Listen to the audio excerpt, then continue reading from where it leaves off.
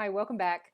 Today I'm doing another Neville Says videos where I take a quote from Neville and just basically talk about it and how you can apply it to your life. And today's quote is from Neville's book, The Power of Awareness, and it's on consciousness and how by changing your consciousness, you will change your reality. So stick around. I'm Hedley Derenzie and I am a qualified life coach, adult educator and author. I am also super passionate about the amazing teachings of the law of assumption as originally taught by Neville Goddard. It is the stories we tell that create our life. So if you want to change your life, you have to change the stories. And if you want to create the life of your dreams, then you need to know how to tell stories that are like a dream. I don't know if that makes sense. But anyway, it is the stories that create our life. So I want to help you tell better stories. I'm telling myself better stories and it's awesome. So if you would like further support, you can contact me for one-on-one coaching, and I'm also available for email coaching. You can also stay connected through my Instagram, Hedley Derenzie, and also my Remember You Are the One page. All of those details are in the box below. Okay, so the quote that I am talking about today is from my favorite book in the world, The Complete Reader, which has all of Neville's books. And this particular quote is taken from The Power of Awareness, Chapter 2 on Consciousness. And the reason that I wanted to talk about this today is that as I was driving home from work, I had Neville's Audible book playing, actually this book on Audible, and I had that playing and I heard this quote and I thought, oh, that's something I'd love to do a video on. And then I got home and I had a rest, and then I just picked up the book and I opened it to the page of this paragraph, this exact quote, and I read it again. I thought, oh, I love a little bit of synchronicity. So I thought I am definitely making a video on that. The quote is, "It is only by a change of consciousness, by actually changing your concept of yourself, that you can build more stately mansions. The manifestations of higher and higher concepts." We have been conditioned, as I've spoken about before, we've been conditioned to really looking outside of ourselves at reality. And when we don't like something or we want something, we go outside of ourselves and try and change it. And that can, it can feel like it's working, but sometimes it can feel like it's just an uphill battle and we're not actually getting anywhere. And what he is saying, what Neville's saying, what the whole premise of the law of assumption is that consciousness is the one and only reality.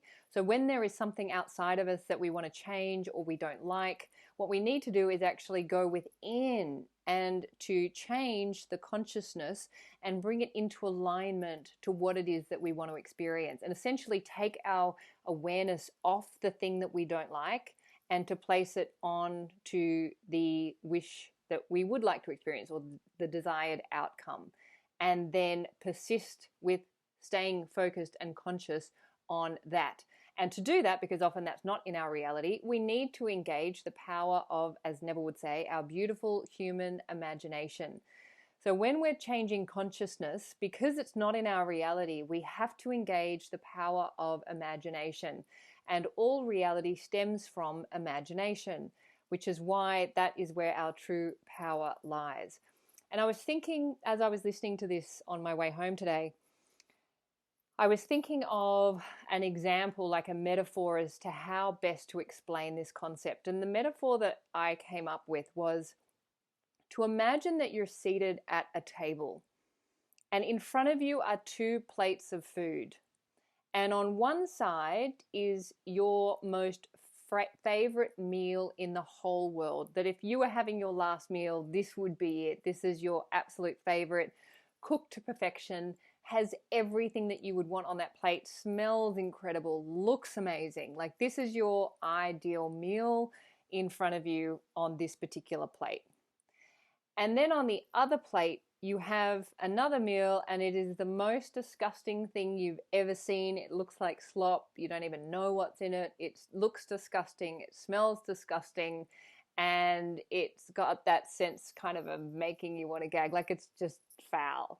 So you have two very different meals in front of you with two very different experiences that you would have from eating them. It's the idea of consciousness is if you are focused on that horrible meal in front of you, you cannot have or enjoy your favorite meal because you are focused on this other meal, this awful meal.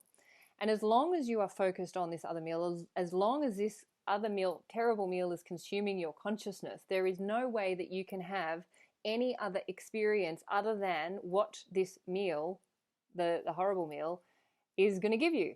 You cannot have a horrible meal and expect to have this amazing, delicious, incredible other meal. So you can't have both. What it is you're conscious of is what you will have in your experience. So if you're conscious of that meal, that's the meal that's in front of you. That's the meal that you're focused on. That's the meal that you will eat and have an experience of, or may not eat because it's so disgusting, but that's the experience you're going to have. But you can, if you change your consciousness, change your focus of awareness onto your favorite meal. So if you're like, okay, this is in my reality, this awful meal, but I know I don't want this, so I'm going to just accept that that's there. I'm not denying reality. I'm accepting that that's there, but I'm going to take my awareness, my consciousness over to what it is that I want to experience, and I am just going to focus on that. And that is going to be where my consciousness is, because that's what I want to experience. So it's really a case of where are you placing your consciousness? And let's look at relationships. Another great way of kind of giving it a more realistic example is when we're in relationships. Let's say with your specific person, you've got a person in your life, and this person is behaving in a way that you don't like. Your consciousness is focused on the qualities about this person that you don't like. As long as you are focused on these behaviors, you are going to get these behaviors because that's what you're focused on. That's what you're conscious of. You cannot be conscious of that and then have this person show up as this amazing, wonderful the other person who's doing all these other things, because that's not where your consciousness is. You can only see what you're conscious of, if that makes sense, what you're focused on. So if you want this person to behave differently, you have to take your focus off those behaviors and place them onto what it is that you want to experience. Now, if that's not in your reality, which it's not, then that's where you have to engage the power of your imagination. And that's where Neville is talking about build more stately mansions, create better experiences for yourself, create the ideal experiences of the amazing meal or the wonderful partner. You cannot do it from a place of consciousness of the opposite. Consciousness comes first, reality comes second. So if you want something that is not in your reality, or it's showing up not as you would like it, then it is your responsibility as the creator of your movie to change your consciousness using the power of your imagination, and then holding that story in your imagination, in your consciousness, until it hardens into fact, which reality will do eventually. We don't know when, we don't know how. That's not for us to know because we can't control reality. That's not our job. Our job is simply to work with our consciousness and to keep moving it to what it is that we want to experience. And that can be a daily, like a moment-to-moment thing, because we're very much in a world that is very fear-based. It's very negative, like the default of this world almost. I mean, just look at the news. The default is negativity. So it's actually a lot harder, or it takes a little bit, I don't want to say harder or affirm a story, but it does take a bit of energy to move consciousness to the positive and to the states that we want to experience, because that's not the default generally of the world in which we are existing, the reality. So we want to be able to become more proficient with taking our focus off what it is that we don't want to experience and to place it on that which we do want to experience. And that could be anything from a beautiful meal to a holiday, to a new car, to a home, to a loving relationship, to an amount of money that you want to help somebody with.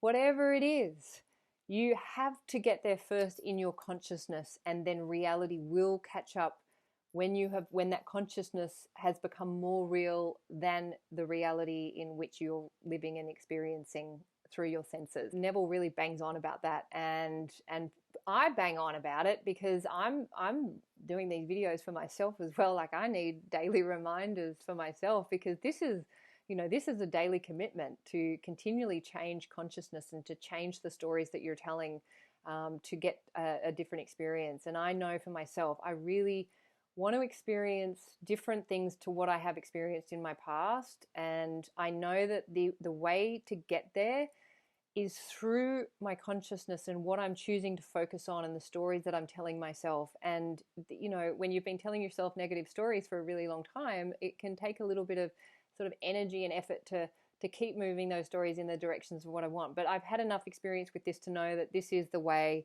This does work.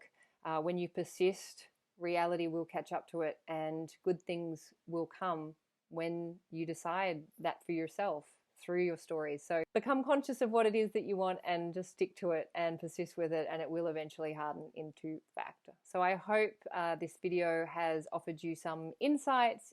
Please feel free to share it with family and friends. If you'd like to subscribe to my channel, I'd love to have you. Please do that, and I'll look forward to seeing you next time. Thanks. Bye.